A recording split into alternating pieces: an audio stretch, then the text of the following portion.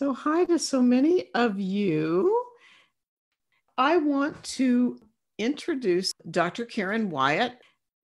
Karen is this best-selling author of a book entitled 7 Lessons for Living from the Dying, which contains stories of patients that Karen has cared for as a hospice doctor and the spiritual lessons she learned from them at the end of their lives. Dr. Wyatt also hosts End of Life University podcast, which features conversations with experts who work in all aspects of end-of-life care. She teaches that in order to live life fully, we must each overcome our fear of death and embrace the difficulties that life brings us. So now we're going to dive deep with Karen and learn a whole lot more. So Karen, I'm thrilled that you're here. Thank you for being with us. Karen is a fellow Coloradan. Karen and I met through some spiritual conferences that focus on death and dying. So Karen, thanks for being here. Oh, you're so welcome, Linda. It's my privilege. I thank you for including me. My sense, Karen, as I know you, is that we're all people who look at soul, look at soul evolution, look at death and dying from a very deep perspective. So maybe, Karen, let's start with tell us a little bit about your story of how did you get into doing work with hospice as I assume a medical director of a hospice? Yeah, it all started many, many years ago. In fact, I was a brand new doctor in a family practice doctor. So I had just a regular general medicine clinic seeing patients of all ages and was very happy doing that. I was married to another doctor. We had 2 little children, 4 months old and 2 years old, when my father died by suicide, which was completely devastating. I mean, as you can imagine, for me to lose my father that way, but in particular because as a family doctor, I'd had a lot of training in psychiatry, and so I knew how to treat depression and how to recognize someone who's suicidal. And the thought that I could not save my own father is what really tore me apart. The guilt that I felt because I couldn't save him from suicide as someone that I loved so much. And I was also a doctor who believed in the healing power of love. That's the other ironic part of it, is that I'd spent all my training and the early years of my practice really believing, like, if I can harness love, that's actually the thing that will heal patients. So here, my father, one of the people I love the most in the world, dies of suicide. And all of those factors just weighed down on me so heavily. I lost my confidence as a doctor. I started wondering, like, I'm a terrible doctor. I shouldn't even be doing this. And it was about 3 years of really, really struggling with darkness and deep grief. And one day, I mean, actually, literally, I was outside in our backyard and I heard a voice in my head that said, call hospice. At the time, I didn't really know anything about hospice or what it was about, but I just knew, like, this is some kind of guidance and I have to follow it because I'm not doing well on my own. And I called our local hospice, and it turns out they had just had their medical director resign 30 minutes before I called. And so the director said, I was calling to see, do you have volunteer work I could do? And she said, oh, yes, we do. So in that moment, on that day, I became a hospice medical director without even understanding anything about what hospice did. But I got so much training from them. And when I first made my first visit to a dying patient, I realized this is actually the work that I was meant to do all along. This is where I belong. I felt at home. And I ended up over time shifting out of family medicine into hospice and doing it full time. And so it was amazing to me how my life got entirely redirected by that experience. Little did I know that would happen, and that I actually found my place and where I was meant to be. And then over those years of working with people, just sitting with people at the bedside as they were dying, what I was really learning from them were all of these amazing spiritual lessons that they were experiencing at the very end of life, as they were coming to terms with their physical existence fading away. And what I realized is that I was seeing more and more of their souls shining through. So those spiritual lessons helped me change my life and how I lived from day to day. And then that ultimately led to me writing the book, 7 Lessons for Living from the Dying. And here I am, this many years later, still doing this work. Yeah, I think, Karen, your story is fascinating. And I'm sure you would say, as would I, and probably as would all of us listening to this conversation, is don't, this is how I would put it. I don't know that everybody would put it this way. Don't you love how these things are just guided? And I'll just say briefly, I don't want to go too far with this because I want to listen to you, Karen, more than you listen to me, and people listen to you more than they listen to me today. But years and years ago, before I fell into this spiritual perspective, I was a master's level psychotherapist, and I was working in a multi-specialty medical clinic as this psychotherapist, and I worked out of the pediatrics department.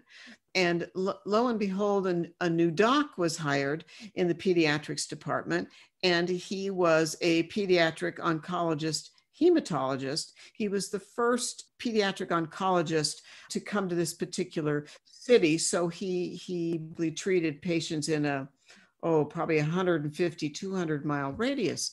But he came in and joined this pediatrics department, and he discovered I had counseling skills.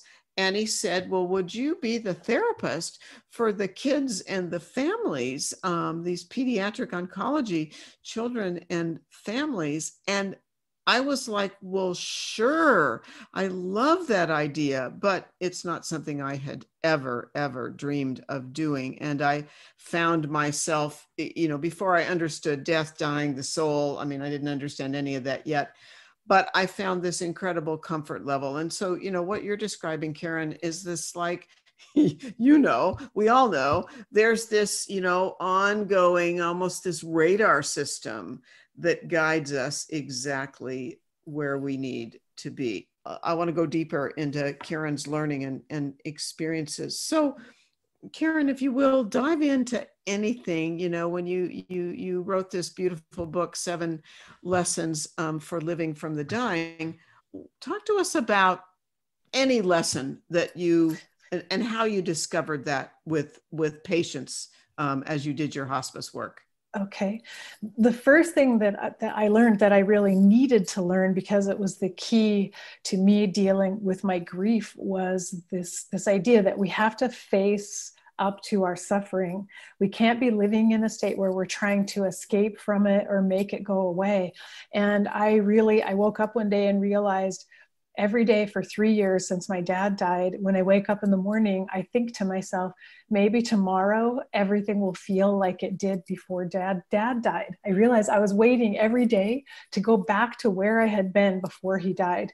And that was my idea of what things would be like when my grief was better, that everything, I would just feel like I did before. And I was wanting that and waiting for it. And it was such a lesson for me to see the courage my patients had as they faced the dying process and the end of life. And they made it so clear to me that this is not something you can run away from. You can't hide from this. You can't avoid it. It's real and it's true. And you have to be here and experience the pain. And then I just had an aha moment to realize I'm not doing that with my own grief. I'm trying to escape from it all the time. And they really gave me the courage to say, it's okay to be in pain, and it's okay. It's okay to sit with them and their family members while they cried, and to feel my own pain and to bring it there. And they really showed me how once you face the pain that you're in, and that goes for everything in life, including what we're going through right now with COVID-19, when you face up to the reality of it and accept that this is the way things are right now, it suddenly changes the game completely in terms of how you deal with it and how you carry it. And so that was the first huge lesson that I learned, is facing up to whatever our suffering is or our pain. And then the next experience I learned after that is the importance of love. And because so many of my patients talked about it, and how all of the things that so many of them would show me things in their home that they used to care about, material possessions, and say, none of this matters. Do you realize that? None of this is important. Some of them would say, I belong to this church and I've gone to the church my entire life, but you know what? It doesn't matter. It doesn't matter at all. And they would say to me, the only thing that really matters is love. And you need to know that so that you focus on it and work toward it. That was powerful for me too. Because here I was, someone who had believed in love as a healing tool before. But as I said, when my dad died, I started really questioning that and thinking, oh, I was just naive. I was just some kid who thought love was important, and I didn't know anything. But they helped me rediscover the power of love by hearing their stories and listening to them talk about how life looks when you're at the very end of it.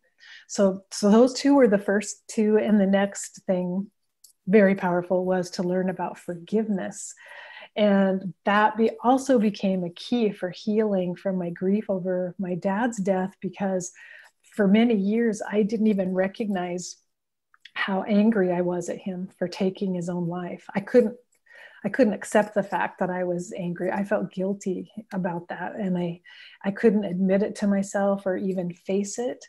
And once I started learning about the importance of forgiveness and just letting go of resentments and bitterness, again, I had the realization one day, like, oh, that's part of my problem, part of why I don't move forward in my grief over Dad's death, because I can't admit that I'm angry and then move on to just forgive him for the choice that he made. So those three lessons came pretty early on, and they changed everything for me. In terms of healing my own grief, it was so powerful, but also just living day to day and realizing I want to emphasize love. I want to make sure I'm forgiving people. I want to be in that space every day as much as possible. Mm-hmm. Yeah, obviously, Karen, you know as well as all of us know that we live in this greater world, this human world of almost like denying emotions and denying pain and denying death and all of that, and then unbeknownst to any of us, we're thrust into a grief experience, and that is what I think changes us in so many ways, because it forces us to go deeper. It forces us to, at least for me, and I think maybe we all would say this, it forces us to look at what's the core of who we are. For what reason do these things happen? Sometimes, Karen, people ask me, well, Linda, what have you learned about suicide? What have you, because obviously my work focuses, completely on soul and soul evolution and all that. People will say, well, Linda, what have you learned from, client after client or patient after patient about suicide? And what I say, I say, well, there are some options.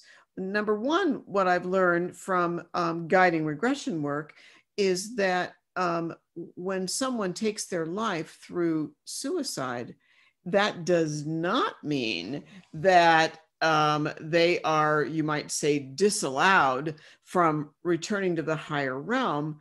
That it doesn't mean that at all, because I've never uncovered that in whatever it is, 27, 28 years of guiding regression. What I find, so I'm going to turn this into a question back to you, Karen. What I find is sometimes suicide is planned at the soul level and is an evolutionary process, either for that person, that incarnate soul, or for teaching purposes of teaching others that are left behind. Sometimes it's not planned. Sometimes it's not, we might say intended at the soul level.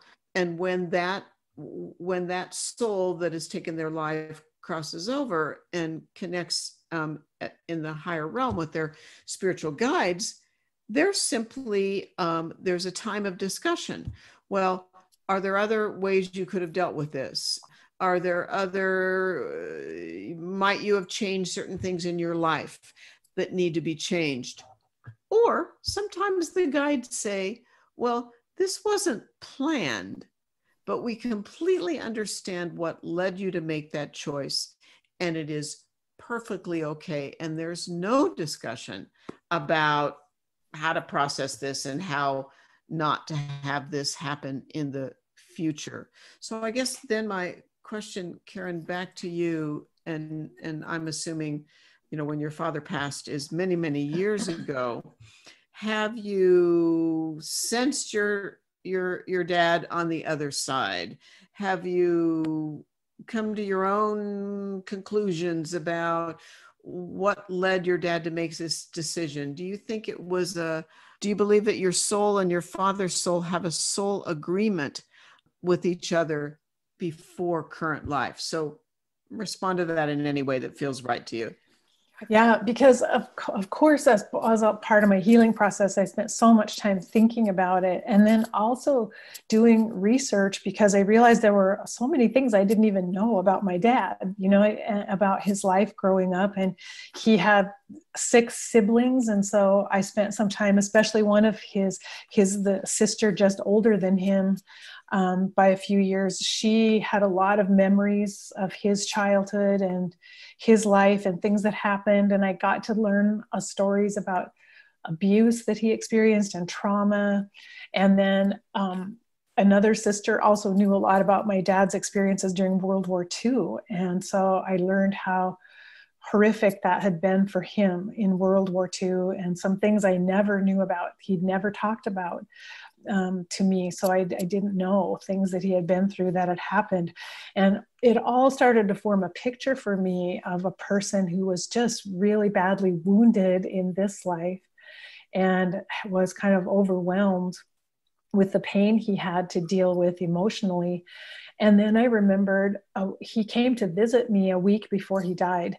And he'd spent 30 days in a psychiatric hospital before that because of depression. And he'd been in a group. He said, they keep making me go to this group and they keep talking about self-esteem. And he said, I never even really knew what that was. And he said, but I see the way you raise your children, and I see that they have self-esteem. And now I see it. Now I recognize it. And he said, I just wanted to tell you, you're raising them with self-esteem. And he said, but I've never had that in my entire life. And he said, so prophetically, a person can't live without self-esteem. And Wow. And later, when I looked back, I knew he was letting me know that he couldn't go on. This was too hard and too much for him. And eventually, from that point, it was a lot of years later when I ended up writing the book, 7 Lessons for Living from the Dying. And so in the process of writing that book, I had so many revelations about my dad again and our relationship. And I remember the day those books arrived from the publisher, I opened the box and the first words out of my mouth were, "Look what we did, Dad." And so it was clear I had an inner sense that my dad had been my silent partner all these years, helping me learn things, helping me discover things slowly and gradually on the way that led up to writing that book, and then a completely other career of being an author and doing podcasts and teaching and speaking. So I don't know for sure that we had a soul contract, but it makes sense to me. And I've had a number of dreams where my dad has come to me over the years, and I've been able to see him in those dreams much younger, younger than when I was born, before I was born, maybe 30 some years old. So happy, so joyful, so healthy. And to see him as a light body, but at that younger age of life, and just coming back to reassure me, I'm okay, everything's fine, and I love you. And I think also letting me know that he was there. He was there for me. He was by my side. He was watching me and helping me. So those experiences were so very helpful to me all along the way as well. You know, those uncanny experiences like you're sharing, Karen, about your dad visiting you a week in advance, and I would say gifting you with two things: with the awareness that your dad really had never grasped or embraced having his own sense of self, or self-esteem, or self-concept, but also his compliment to you in observing you raising your children, his grandchildren. Again, there are no accidents. These things happen. It's like, to me, that not that you would have, you obviously would have preferred that your father didn't take his life, but the timing of that in giving you that perspective of what your dad was struggling with, and yet what he saw in your abilities to parent your children. I'm always just amazed at the uncanny. Maybe a month before my father died of old age, but about a month before he passed, our immediate family was on a trip together, and some of the other family members had gone off to go shopping, and my dad was at the point, he was deteriorating, he couldn't be left alone. So I said, you guys go do your thing, and I'll stay with Dad. And so I did. Well, we probably had the richest, deepest, most what I would say most affirming conversation. For me, my dad was asking me questions about my work, which he'd never done before. He was complimenting me about my work. And something like 4 to 6 weeks later, Dad had passed. So just the perfection of timing of such things. So then I'm curious, and we still have plenty of time. So Karen, talk about, if you will, you've obviously spent time with a lot of people and their families and their loved ones around that highly profound, highly charged, sacred time of passing. What stands out for you as working with families, working with the patient, the dying patient, unusual experiences that you've been blessed and privy to be around? What jumps out at you? Well, there were a couple of things. I mean, it taught me so well about the mystery of death, because I think even working in hospice, you start thinking like, oh, well, we recognize the signs. We know this person will probably die in a few days. And we start to think that we can predict when someone might die. Then we would always get shown that that's not in our powers at all, that this is mysterious and it's beyond us. We don't really know. And I have these two examples. One patient who was a patient with cancer who got admitted early enough in the course of his illness that we expected he'd be on our hospice service for about 6 months before he would die, which was really good. That was always our goal, to have patients for more time. And when he first got admitted, I met with him and his family, and we talked about his prognosis from his oncologist was about 6 months. And we talked about what that 6 months might look like, how things would go. We had this great conversation. The next day, that man died of a massive heart attack, not his cancer at all. He died 24 hours later. So much for my whole conversation about 6 months of life being left. And then another patient came to us and with kidney cancer, and his kidneys were failing. And his doctor said, as bad as his kidneys are, he won't live more than 2 weeks. And this was a man who was actually had been kind of a vagrant, who'd been homeless a lot of his life. He was staying in some apartment and we were taking care of him for free because he was only going to be for 2 weeks. And this man ended up living for an entire year. And one of the things that happened is that while he was waiting to die, he had a little spiral notebook and a pencil, and he started drawing pictures. He'd never drawn before in his entire life, had no idea he had any talent for it. But it turns out he was an artist, and he drew these incredible pictures of places he'd been. He used to hop on trains and ride around the country, and he drew all these landscapes of things he'd seen on his travels. And that discovering that he was an artist and that he could draw, it actually, his kidney function improved. That's how he ended up living for an entire year, drawing as many pictures as he could draw during that time, like to fulfill this, like part of his destiny that he'd never been able to fulfill. And here, another amazing story. No one would have imagined he'd be with us for a year, but he was. And it was incredible to observe that, and humbling to realize we have no idea what's really going on or what needs to happen in any one person's life. And so just to be in awe of the mystery of that and honor it, that we don't know. We don't know what will come or what will happen, and to always be open and spontaneous for however life unfolds for each person. Yeah, I when you share that, I so remember there's a well-known and Buddhist teacher that some of you may know about, whose name, he's on the other side now, Stephen LaVine, did a lot of work around people with serious illness and death and dying. And I always remember this story he told about an elderly woman who ends up, I believe maybe it was the hospital versus hospice, but she's ill and she's dying, and she's just this crotchety, gripey, curmudgeon-y, angry person.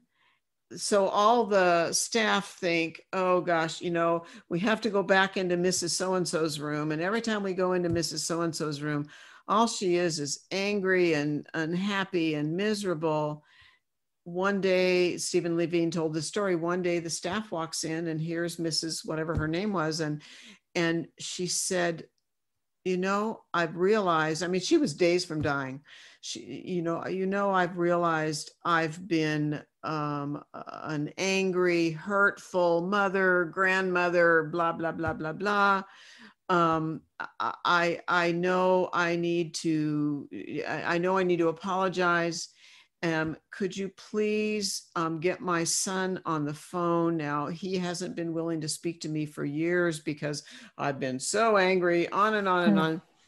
But could you please contact my son and tell him I really need to speak with him and I need to forgive him. And if he's willing to bring his wife and his kids. And well, it was just this beautiful story of days before Mrs. So-and-so died. She had the wherewithal.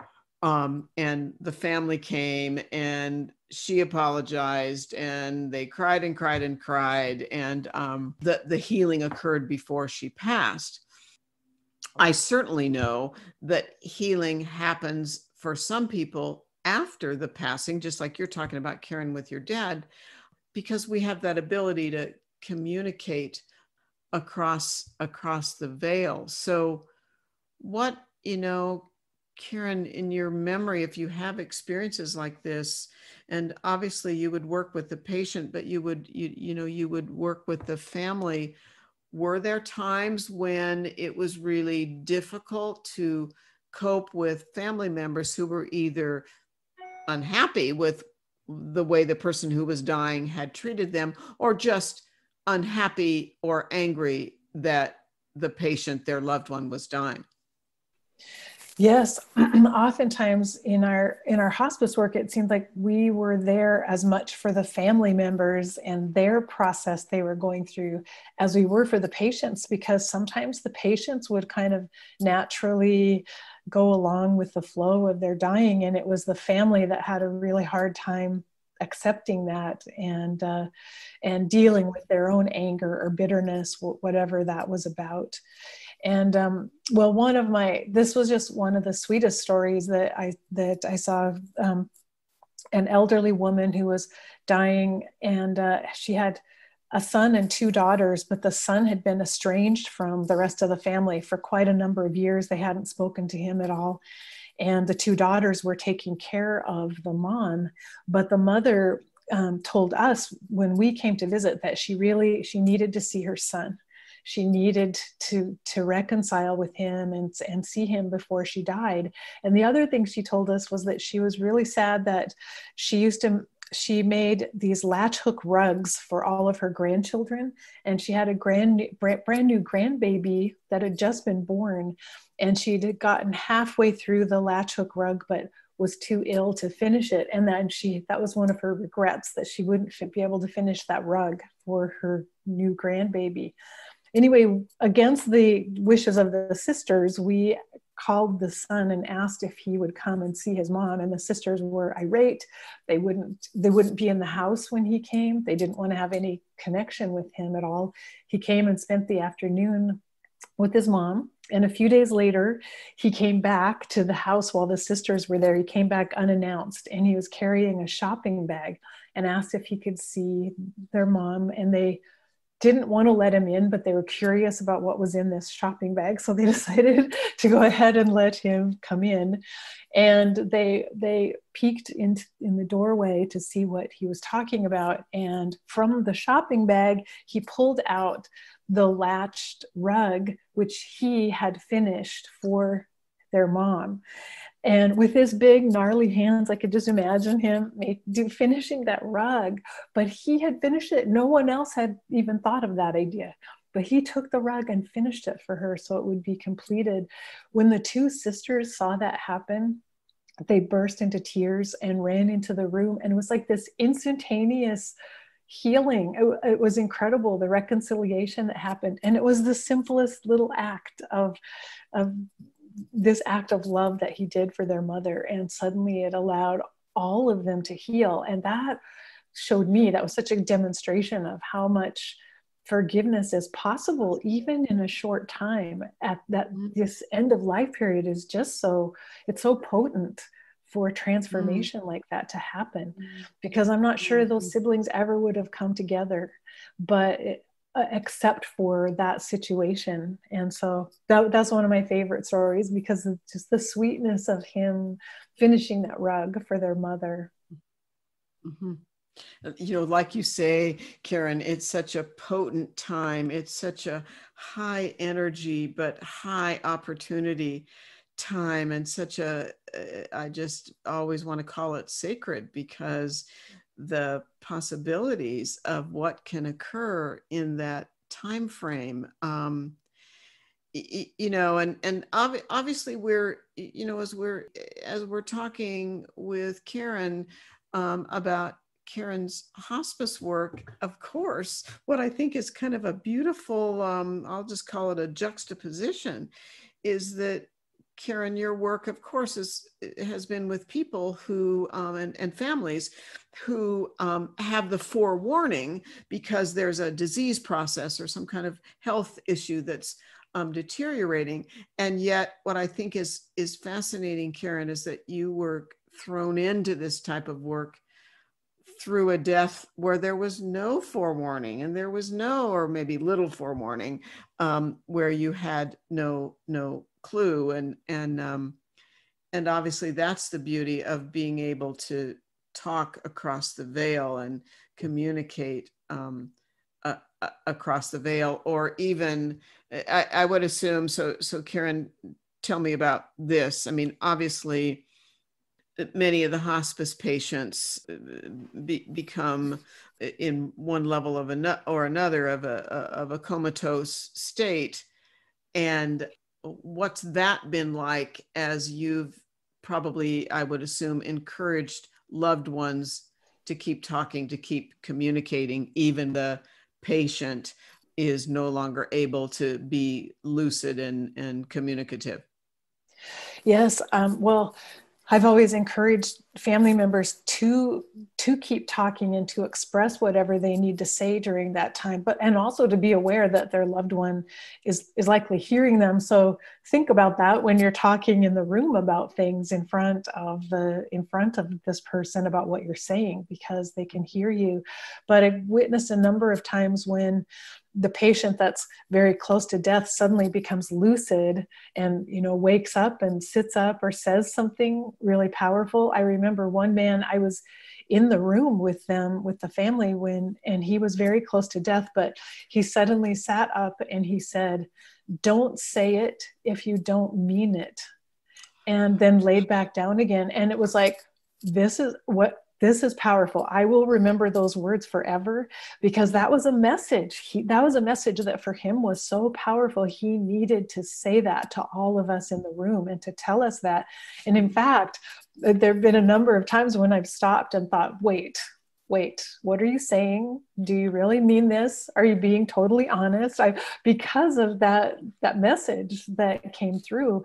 And most of the time I don't happen to be there when those messages come across, but that time I also heard it, and it was just so powerful. So I've seen that happen and heard the stories of it happening a number of times, of patients right at the end having an important message to convey. Mm-hmm. And sometimes what they wake up to talk about loved ones being in the room, or to let everyone know, grandma was here, or grandma's here right now, and to tell them who's there in the room waiting for them, and who they're seeing and communicating with, which for me, I found totally reassuring. But some families didn't know what to make of that, and didn't know if that was okay or normal, or was their loved one hallucinating? Was it a drug side effect, or why was this happening? Mm-hmm. Yeah, I mean, I think that's the beauty of what you do, Karen. What I do is assisting people to accept and honor that the soul comes in and the soul goes out, and that, when people are close to dying and they're saying, well, here's my spouse, or here's my mother, that's not something they've made up, that's what they're literally experiencing, which is just so incredibly powerful. Yeah. Another quick story of a patient in that state at the very end of life, actively dying, who had Alzheimer's and had not spoken, had not verbalized for 1 year. His wife, he had not been able to speak for a year. But one night, his wife woke up and heard a voice speaking in the house, thinking someone came in, what's going on? And went in the other room, and her husband was sitting up in bed, having a conversation and speaking totally articulately, and he was talking to his brother who had died a few years earlier, and having a conversation with him. And so again, that was pure soul, I think, coming through. That was so miraculous that it has to be, it's the soul consciousness that retains the ability to speak and to communicate. And so anyway, that was another amazing story. Yeah, I always remember, Karen, this was some years before my mother passed, and my mother and I, we did not have a very warm and cozy relationship, but well before my mom passed, I had a client that I had worked with in regression work, and she had had a very challenging relationship with her mother. And as I worked with her over a course of time, I knew that her mother was becoming more ill. And then her mother passed. And she, I don't know, I think it was within hours of her mother passing, she called me just so eager to talk to me. And she said, Linda, number one, I need to tell you that mom has passed. But I need to tell you that it's been hours since she passed, but now she's talking to me, and I can sense her communication. and she's talking to me, and she said, Linda, she doesn't sound at all the way she sounded. The flavor, the personality of mom coming from the soul level, even though she's just, been out of her body a brief time, is completely different. She's warm, she's caring, she's pleasant, she's not argumentative and unhappy. And that really stuck with me long before my mother passed. And I just knew that when my mom passed, it would be similar. And it turned out to be just exactly that my mother was complimentary and supportive, because I'd made soul level agreements with my mother for me to work on certain things in my current life. And my mother, it was never the intention in my current life for my mom to be this smooth and easy and warm and loving and nurturing person. But she was very different when she left her body, which was just, I expected that, but I didn't know for sure. It was quite lovely. Wow. Now that reminds me of something that I need to tell you about too. When my mom was still alive, and she and I also had a tense relationship with a lot of conflict. And I had a dream one night that I saw my mom standing in my kitchen, but it was like my ideal mom. She was like 100 times more beautiful, and she was glowing, and she was loving and so sweet and kind. And she said to me, she said, you are carrying some of the pain that your mom can't carry. And you need to know that you are here to help her, and you're carrying what she can't deal with and carry in her life. And it's painful for you, but you are strong enough. You're strong enough to carry it, and she's not. And you just need to understand that. And from then on, I was able to remember that image. When I'd be conflicting with my mom, I'd remember that image of like, but that's my real mom, the mom in my dream. That's the real being. And she's just encased in this physical form that's so hard and so challenging to be with. Mm-hmm. Mm-hmm. I think that's totally true. I think that's totally how it works. And without having a perspective of human self and soul energy, we wouldn't know that difference. Yeah, totally.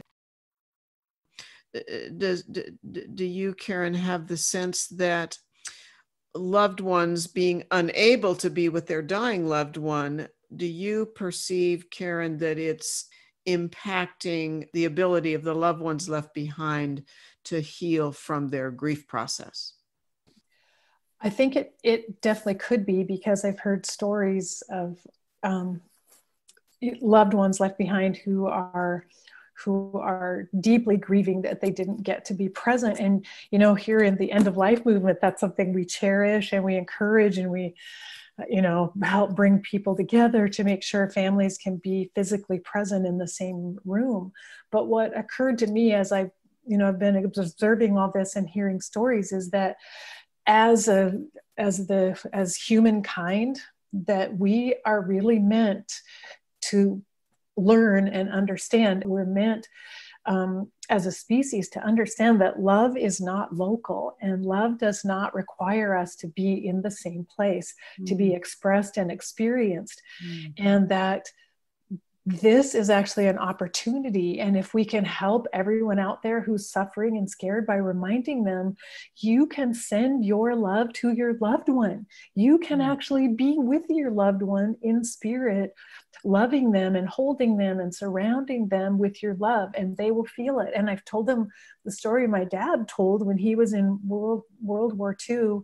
He was laying injured in a hospital, and he had a picture of my mom, and he couldn't get a letter to her. He couldn't communicate with her, but he said, I knew every day that I was there, that she loved me. I knew that she loved me, and I felt it. And if you think about that, you know that you're loved. You know that you're loved by people who are not with you. And so I feel like this is an opportunity for us to really expand consciousness in our society as a whole. If we can help teach the people who are suffering how, sit and look at a picture of your loved one if you need to. Think about them, send your love to them as rays shooting out from your heart, or as waves and ripples that are going to them and surrounding them. And that if we can start to teach people to understand they have the power of love, this loving energy within them, they can harness and utilize. And now is when we need it. And maybe part of why this is happening is to help us learn this as a society. And once we learn it while our loved ones are still alive in the physical form, it can continue on after they die. We can continue to share the love and feel that connection with them. So I don't know how you see it, Linda, but that's what's been going through my head. And on my podcast, I talk about it continually. I emphasize this in a lot of the talks I've been giving, because remember, we're way more than just physical bodies. We're spirits. We can be present with anyone we want to, and we may not bilocate, and actually experience being in the room, but we can definitely send our loving energy. I don't know how that resonates with you. Oh, that completely resonates in so many ways, Karen.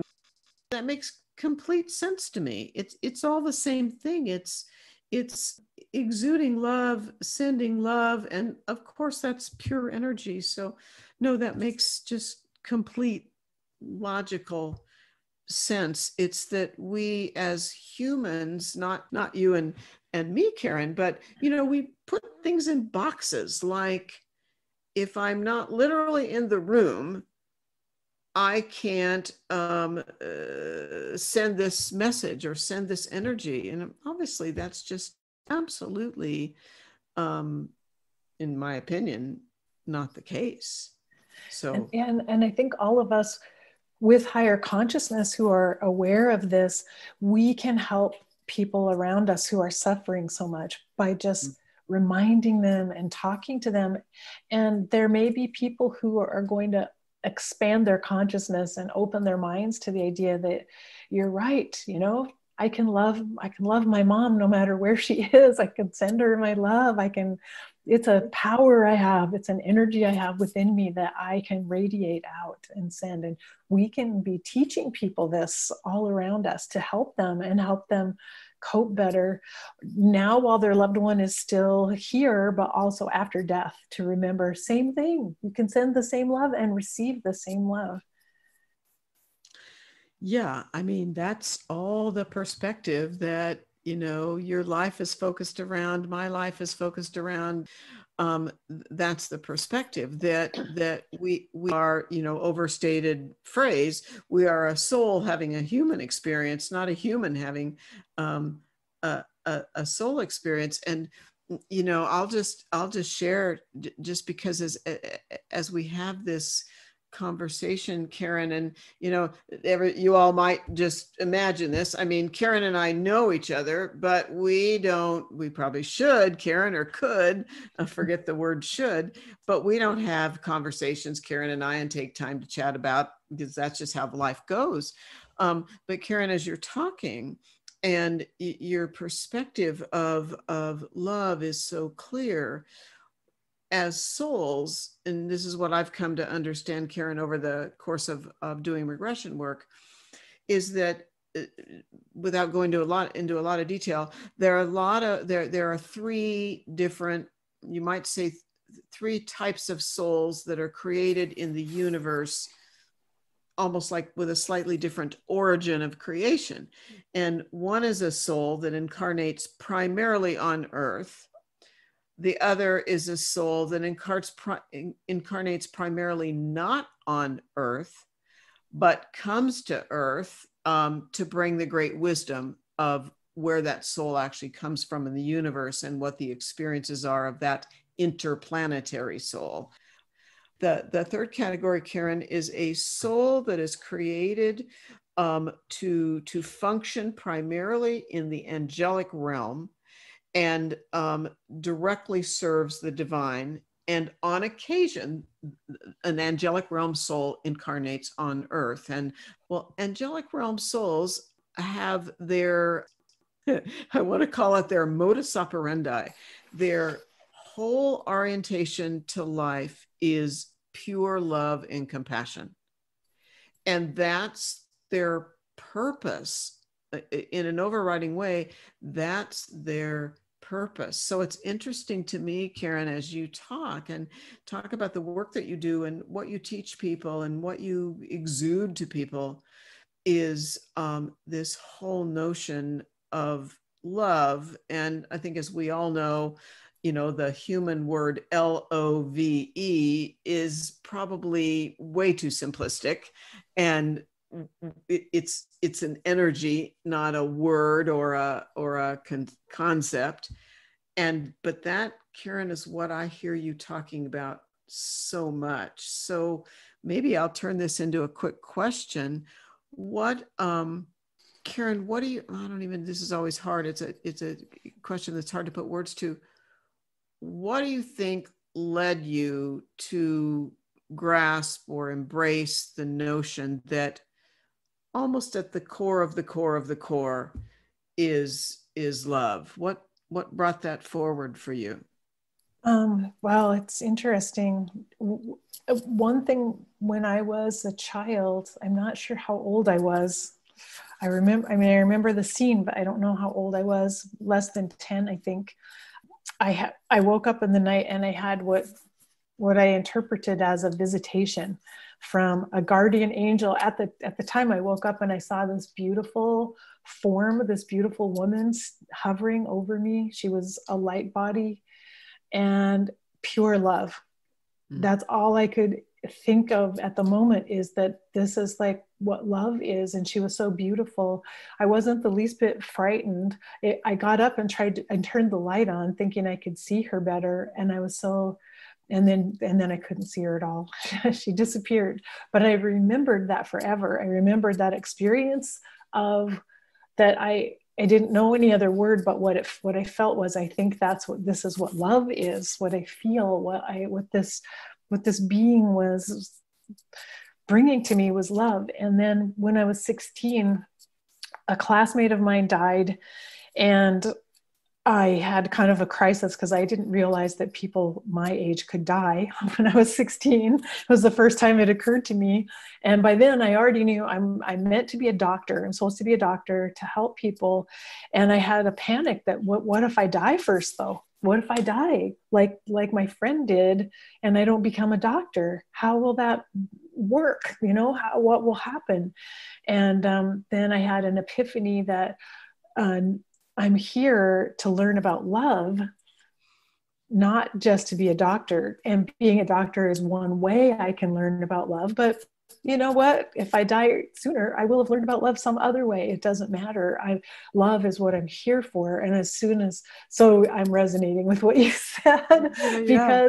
because that suddenly became the driving force of everything. Like, not only did I realize I'm here for love, but I knew what love was because I experienced it with that vision that I had.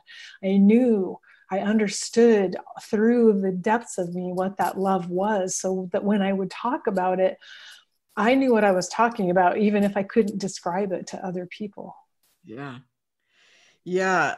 And Karen, I'll just say, and then I want to ask you one final question before we close with you, Karen, but I'm trying to think of how to encapsulate this. For me, Karen, this has been this ongoing learning of year after year, client after client.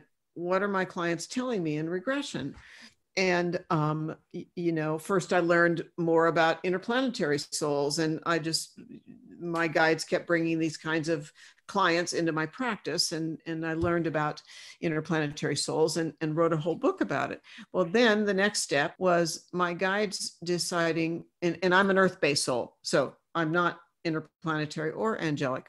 And so suddenly, some years back, I don't know, 5, 6, 7, 8 years, I started having clients. I started learning about souls that come to Earth on occasion from the angelic realm. And I started learning about personalities and what they're like. And that's how I learned about angelic realm souls. And I think, and we don't have time for this, but if we had time to have just a little quick, I'd call it a confab of discussion, the core of their energy and their perspective of life is love and compassion. So that's what you're talking about. That's really beautiful. And how lovely that, you have spent so many years committed to the work that you do. So Karen, before we close, talk to us about what are you doing right now? How can people find your work? Talk about your podcast so people can access what you're doing. Okay. Well, way back when I first wrote the book, 7 Lessons for Living from the Dying, I started a website called End of Life University, partly because I realized we desperately needed education for people about all things around end of life. So I have my books are housed there, my courses are there, and it's eoluniversity.com.